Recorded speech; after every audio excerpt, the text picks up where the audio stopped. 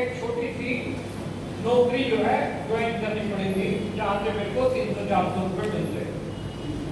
वो कर रहा था, स्कूल के बाद वहाँ चला जाता था, उसके बाद फिर स्कूल से वो बस ये लाइफ मेरी चल रही थी।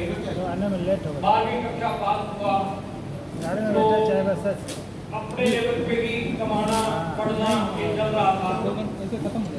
जिस दुकान में मैं जो है लगा था वो कंप्यूटर के प्रिंटिंग वगैरह जो निकलवाने जाते हैं ना, वो टाइप मशीनें होती थी, तो उस तरह की वो दुकान थी। तो मैं थोड़ा बीच में जब खाली टाइम होता तो मैं कंप्यूटर टाइपिंग भी सीखने लगा। हरियाणा में जींद में हिंदी में कंप्यूटर टाइपिंग करने वाला मैं पहला लड़का बना। फिर मैं किसी किताब पब्लिशिंग वाले को पता चला कि ऐसे ऐसे लड़का है, तो वो हायर करके मेरे को किडनैप करके ले गए। तो उन्होंने थोड़ी सैलरी मेरी बढ़ा दी और वहाँ फिर मैं कंप्यूटर की कोचिंग भी देने लग गया। थोड़ा सा पैसा मेरा बढ़ गया, लगभग 2200-2300 रुपया उस समय मैं कमा रहा था, लेकिन इच्छा थी कुछ बड़ा करो, इसलिए साथ साथ में DTP के काम भी करता था।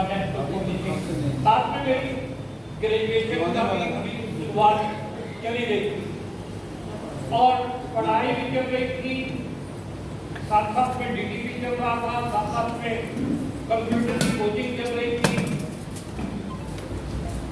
साथ साथ एक तड़प चल रही थी कि कुछ बड़ा। एक शानदार दिन मेरी जिंदगी के अंदर आया, जैसे आज आप आर्थिक बिजनेस को सुनने के लिए आए हैं। मैं जिस इंस्टीट्यूट में कोचिंग देता था वहां के प्रिंसिपल के जानकार मिस्टर राकेश शर्मा गौतम,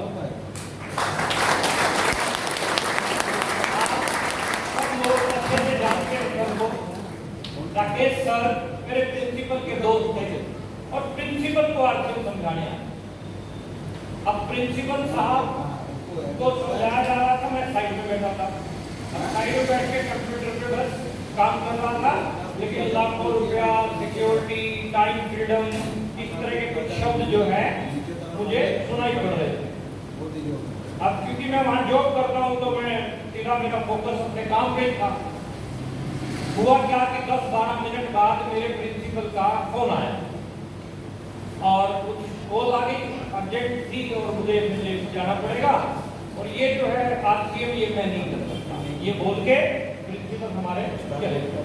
अब ध्यान से सुना अगली लाइन।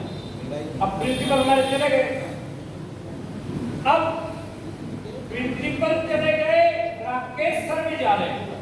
राकेश शर्मा सर मेरे लिए एक अनजान आदमी, आई डोंट नो, अगर आप बिलीव करते हैं कोई ऊपर वाले की प्लानिंग में, मुझे नहीं पता था ये क्या हो रहा है। मुझे ऐसा लगा कि प्रमोद इस आदमी को जाने ना जाए। मैंने उनको पीछे से आवाज लगाई, मैंने कहा सर एक मिनट रुकना, तो वो रुके। मैंने पूछा कि वो काम अभी आप मेरे प्रिंसिपल को समझा रहे थे, क्या वो वाला काम मैं भी कर सकता हूँ? तो he is very excited, yes I know, कोई भी कर सकता। चलिए अंदर बैठे, तो मैंने फिर मेरे देखे CCTV मेरे कहा कि तो मामला टिपिकल है, मैं यहाँ नौकरी करता हूँ और पंगा हो जाएगा। जो लोग करते हैं समझ पा रहे हो मेरी बात को, करते हैं ना जो JOB जो जस्ट ओबे your boss, yes sir, okay sir, करते हैं तो नौकरी चलती है। एक दिन नो सर करके देखो क्या होता है। मैंने बोला अभी नहीं सर, शाम को मिलेंगे। शाम को टाइम डिसाइड किया गया, जगह डिसाइड की गई, मुलाकात हुई दोनों लोगों की। 10-12 मिनट ही राकेश सर ने मुझे समझाया, अच्छा लगा मुझे कंसेप्ट, और मेरे अंदर से मोटिवेशन आया कि जब कोई बात समझ में आ जाए टाटानगर, तो एक्शन लेना चाहिए या सोचने और विचारने में टाइम वेस्ट करना? एक्शन लेना चाहिए। मैंने भी एक्शन लिया, आप ही का भाई था दौड़ने वाला था, एक्शन लिया और थोड़े दिन में मेरे लिए हुए एक्शन के रिएक्शन आने शुरू। रिएक्शन मतलब जिसको भी मैं समझाने जाता वही मुझे समझा देता। क्या आपके साथ ऐसा हो रहा है? अच्छा, शुरू में क्या होता, मैं सिर्फ 2 मिनट बोलता, सामने वाला 20 मिनट बोलता। क्या आपके साथ भी ऐसा हो रहा है? मैं सिर्फ शुरू करता था, आप मैं अभी कुछ बताने वाला होता था, उससे पहले वो मुझे इतनी बातें बता देता था कि जैसे मेरे और साथियों के सारे लीडरों को ज्यादा ठीक है।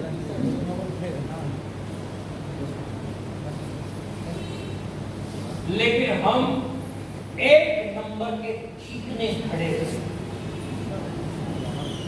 निराशावादी लोगों की कोई बात का कोई असर हमारे ऊपर नहीं होता। अच्छा, कितने लोग हमारे जैसे चीखने खड़े बैठे हैं? हाथ खड़ा करो ना जरा।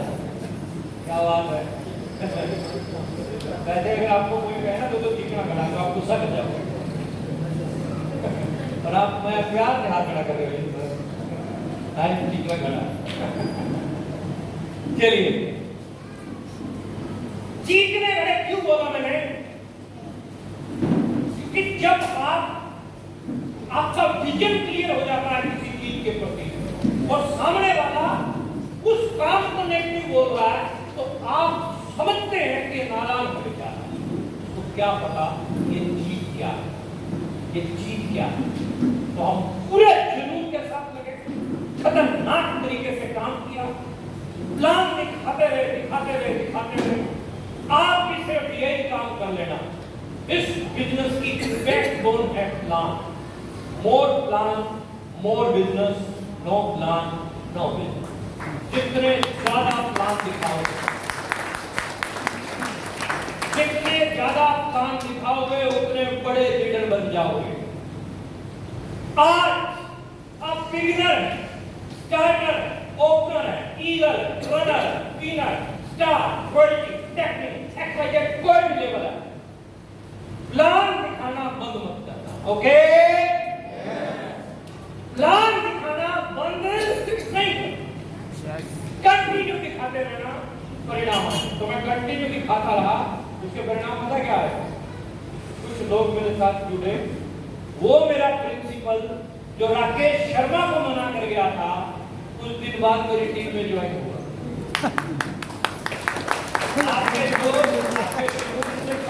आपके अनुरूप होता हुआ चला जाएगा, बशर्ते आप हार ना माने।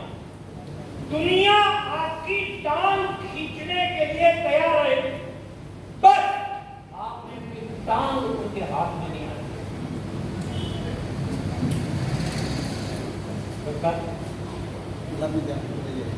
अमेरिका में मेढक मंगवाए गए, इंडिया मेढक बनते, मेढक का खास में मेढक बोलते हैं,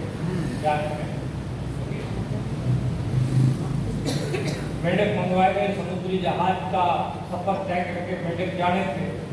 अब गड़बड़ क्या होगी कि जिसकी ड्यूटी लगाई गई थी मेढक टब में डालने के लिए, उससे गड़बड़ क्या होगी कि वो टब के ऊपर टुक्कर लगाना पड़ेगा। इतना सा टब था, 100 मेढक टब में डाले गए। 7-8 दिन का सफर तय करके जब पहुंचे और काउंटिंग की गई, 1 2 3 5 10 20 30 90 99 100 कंप्लीट। दिमाग खराब हो गया इसका, चलने वाली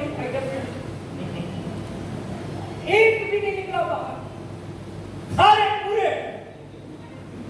इधर अपना इंडियन खड़ा था, कहता टेंशन ना लो अंग्रेजी,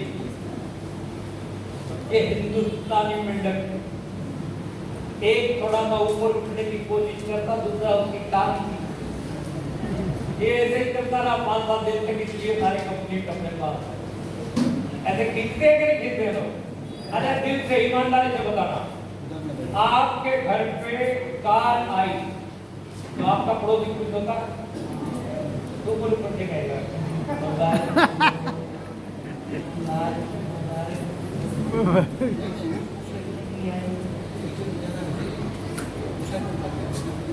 अंदर ही अंदर खाली कब की गाड़ी नहीं मजा भी आएगा है ना। अंदर ही अंदर जलन होती रहती है। हाँ या ना? तो ये सिक्का देखिए, जितना प्यार आप हिंदुस्तान से करते हैं आप तो डबल करता हूँ मैं, लेकिन मुद्दा यहाँ पे और चल रहा है, पॉइंट यहाँ पे और चल रहा है। आप आगे बढ़ने की कोशिश करोगे, आपको पीछे लाने की कोशिश की जाएगी, 100% की जाएगी। उसमें आपके परिवार वाले भी हो सकते हैं, उसमें आपके दोस्त मित्रगण हो सकते हैं, उसमें आपके अड़ोसी पड़ोसी हो सकते हैं, उसमें आपके शहर के लोग हो सकते हैं। 100% कोशिश की जाएगी। लेकिन मैं पंजाबी आदमी हूँ, हमारे पंजाबियों में कहावत है, आप न मरिए स्वर्ग न जाइए। स्वर्ग जाना है तो खुद को मरना, यानी अगर आपको अपने फ्यूचर को ब्राइट करना है तो खुद को जो है तपाना है। यानी गोल्ड को अग्नि में तपाते हैं, पवित्र को उसकी चमक दिखाती है कि नहीं? फॉलो कर पा रहे हैं?